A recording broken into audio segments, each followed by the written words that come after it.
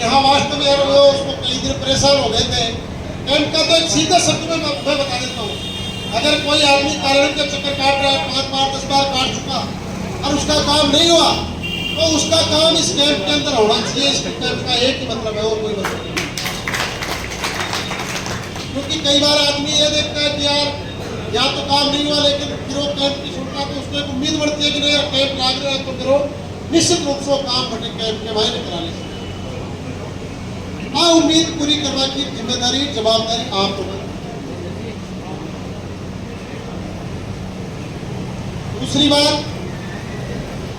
तमाम सामने प्रबुद्धजन सभी लोग बैठे हैं,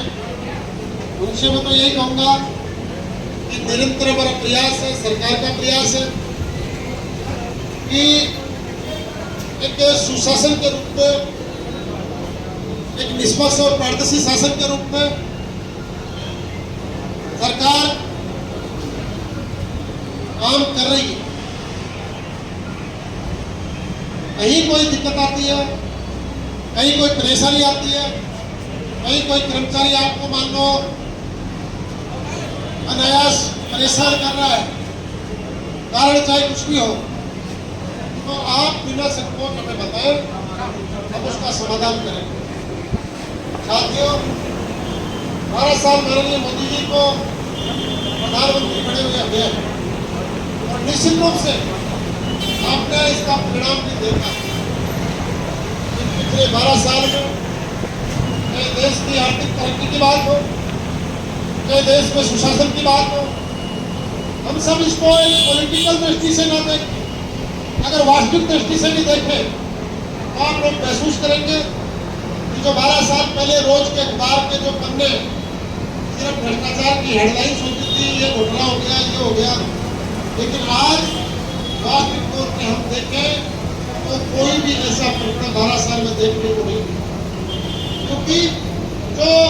सबसे बड़ी सीट पर बैठे, जो सबसे बड़ी जिम्मेदारी जो इस देश की जिस व्यक्ति के पास में है, माननीय मोदी जी, वो खुद पूरी ईमानदारी के साथ में जो उन्होंने लक्ष्य लिया, उनको भी पता है कि आज मैं हूं और कल मैं नहीं रहूंगा, उनको पता है इस बात, लेकिन वो इस बात को लेकर कि 2047 में जब आजादी के 100 साल पूरे तो ये देश विकसित राष्ट्र बने, ये देश दुनिया में सबसे अग्रिम प्रगति का राष्ट्र बने, ये उनकी मंशा और ये मंशा तभी सफल हो सकती है जब चाहे जनप्रतिनिधि हो या अधिकारी हो, कर्मचारी हो या अन्य कोई भी व्यक्ति जिसको एक जिम्मेदारी तय है,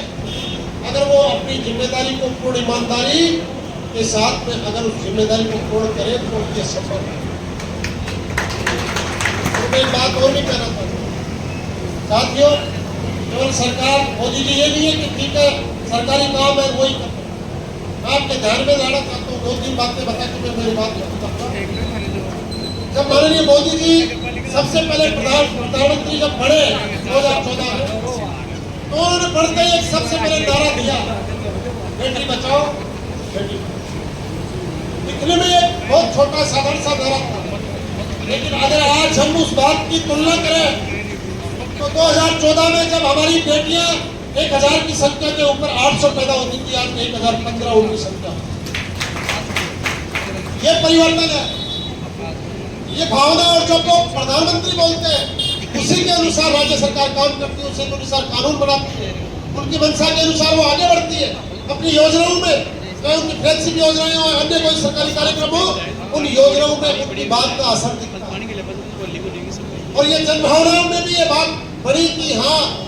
बेटी और बेटे में कोई फर्क नहीं है, तो आप इसका एक बहुत अच्छा रिजल्ट आप। मैं दूसरी बात और कहना चाहता हूँ, उन्होंने एक नारा और दिया, स्वच्छ भारत स्वच्छ भारत, और केवल उस नारे को नारे तक सीमित नहीं रखा। आप सब लोग जानते हैं, हम सब भी जानते हैं कि 2014 से पहले गाँव के अंदर जो शौचालय की बात हो, इस प्रकार से हमारी माता बहनों को शर्मिंदा होना पड़ता था। सुबह सवेरे जब वो नित्य क्रम में जाती थी, तो माननीय मोदी जी ने उस पीड़ा को, उस भावना को समझा। उन्होंने देखा कि सबसे पहले कोई काम हो तो ये होना चाहिए, और उन्होंने हर घर में शौचालय निर्माण की योजना लाए। इतनी में बात छोटी लगती है, इतनी बहुत उन्होंने इस बात को महसूस किया कि आज पर्यावरण की क्या स्थिति है, तो उन्होंने नारा दिया कि एक पेड़ अपनी मां के नाम से अभियान। अभियान को नाम भी मां का इसलिए दिया कि हम लोग पेड़ तो हो सकता है पहले भी लगाते हो, कम लगाते हो, लेकिन एक भावना के साथ उस बात को जोड़ा कि अगर कोई व्यक्ति अपनी मां के नाम से पेड़ लगाएगा तो निश्चित रूप से उसकी सांस और उसका रिजल्ट हम सब लोग देख रहे हैं। सरकारें भी उनका अनुसरण कर रही है। मैं यही का उदाहरण देना चाहता हूँ। पिछले साल